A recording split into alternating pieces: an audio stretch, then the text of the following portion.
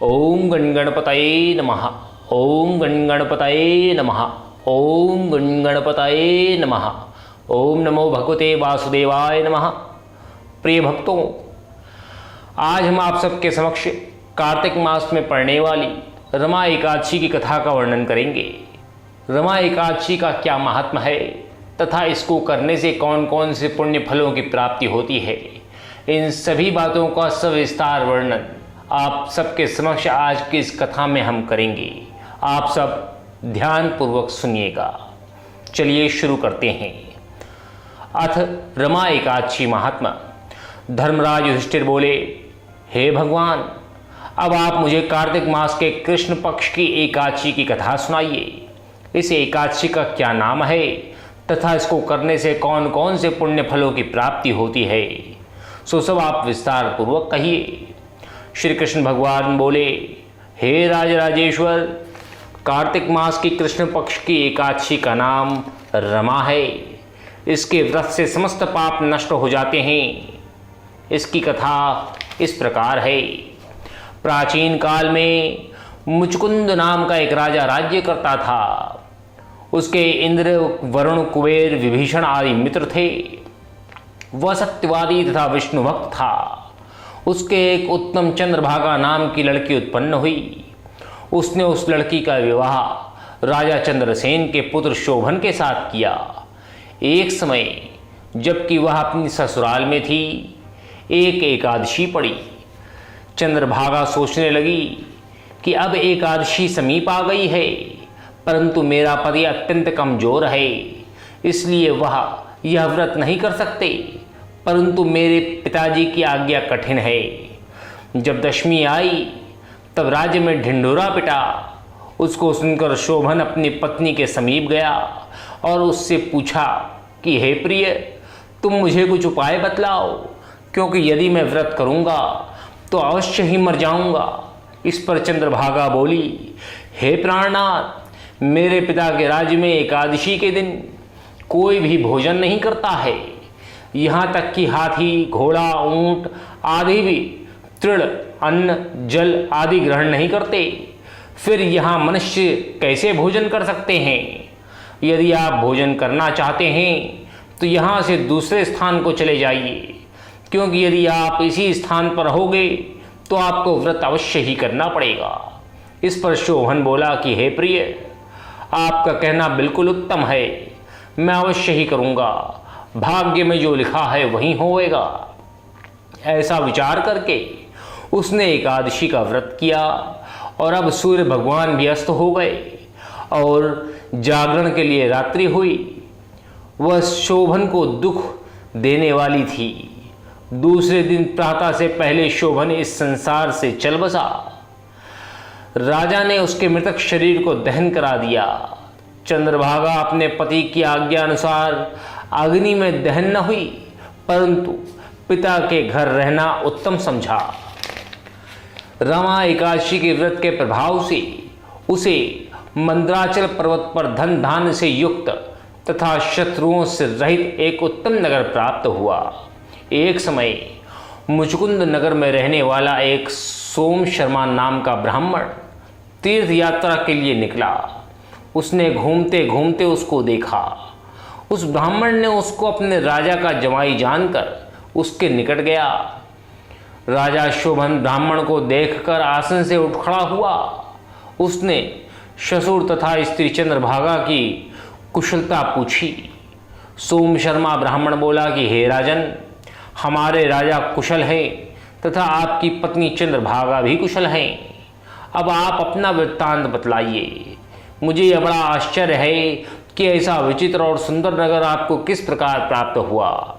शोभन बोला कि हे ब्राह्मण, यह सब कार्तिक मास के कृष्ण पक्ष की रमा एकादशी के व्रत का प्रभाव है। इसी से मुझे यह अनुपम नगर प्राप्त हुआ है, परंतु यह अध्रुव है।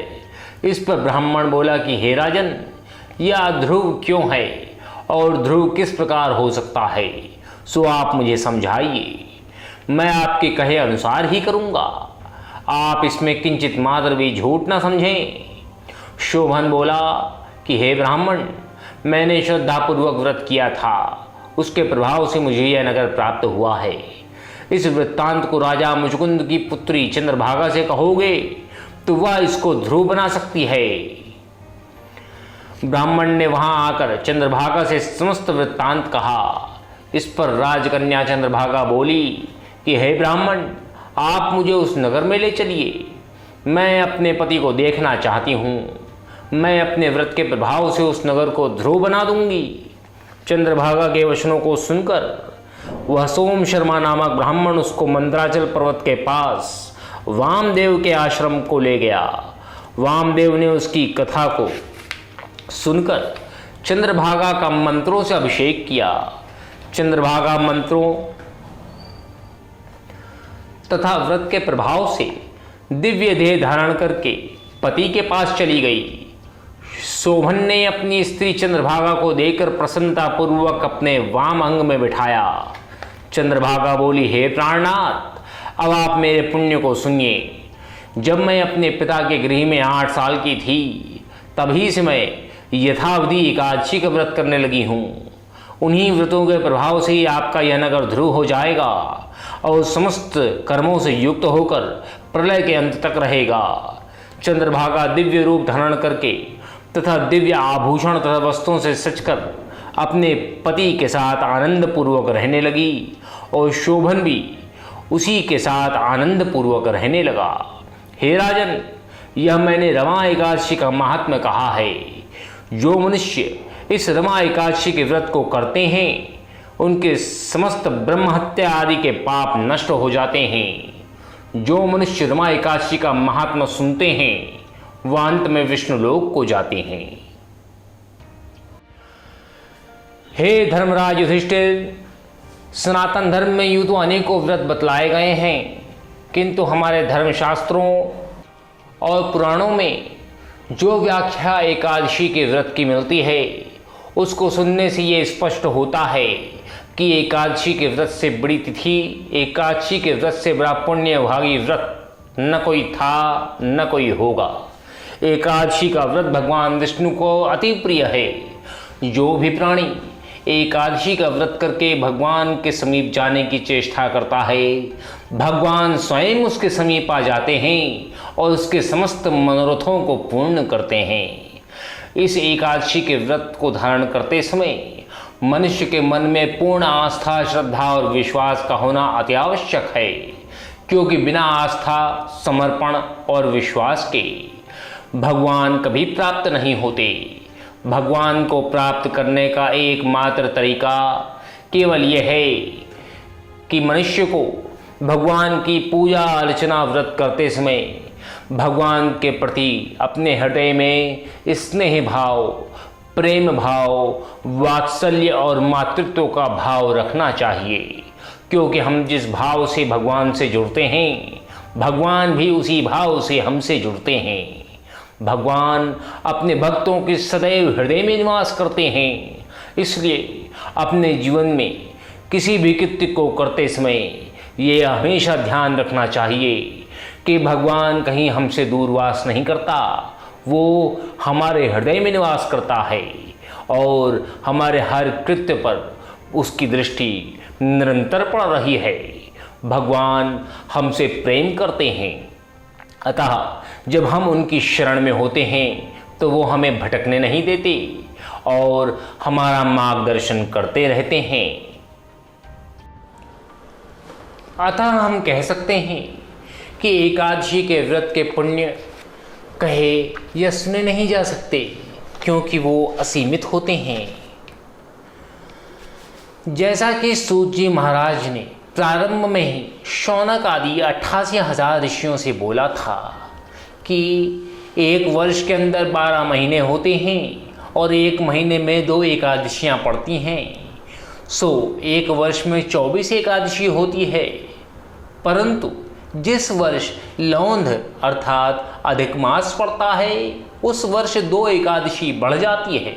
इस तरह कुल 26 एकादशियाँ होती हैं।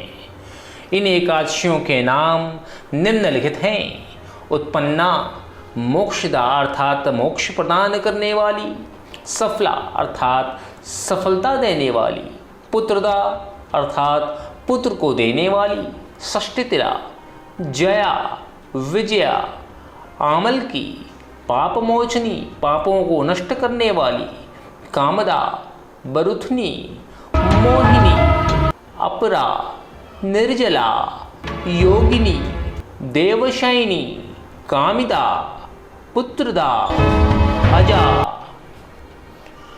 परिवर्तनी, इंद्र, पाशांकुशा, रमा, देवोत्यायनी, लौंद अधिक की दोनों एकादशियों का नाम क्रम अनुसार पद्मिनी और परमा है। ये सब एकादशी यथा नाम तथा गुण वाली हैं। इन एकादशियों के नाम तथा गुण उनके व्रत की कथा सुनने से मालूम हो जाते हैं। जो भी मनुष्य इन एकादशियों के व्रत को शास्त्र अनुसार करते हैं उन्हें उसी के फल की प्राप्ति होती है। अतः आप सभी से हमारा ये निवेदन है कि आप सभी को एकादशियों के व्रत को करना चाहिए। एकादशी के व्रत को करने के लिए मन में पूर्ण आस्था और श्रद्धा होनी चाहिए और हमारे मन में भगवान श्री हरि विष्णु के प्रति पूर्ण प्रेम, आस्था, श्रद्धा और विश्वास का होना निश्चित है। तभी हम श्रद्धापूर्वक, सफलतापूर्वक इस एकादशी के व्रत को संपूर्ण कर पाएंगे। एकादशी के व्रत को करने से मनुष्य के लोक और परलोक दोनों ही तर जाते हैं। इतना ही नहीं, उसके पितृगण भी तर जाते हैं, उसके आने वाले वंशज भी तर जाते हैं, उसका कुल धन्य हो जाता है और उसके समस्त पाप नष्ट हो जाते हैं। एकादशी का व्रत पुराणों में समस्त व्रतों में सर्वोपरि बताया गया है। एकादशी के व्रत से बड़ा कोई व्रत पुराणों में नहीं बताया गया। अतः हम सबको नियम पूर्वक एकादशी के व्रत का पालन करना चाहिए।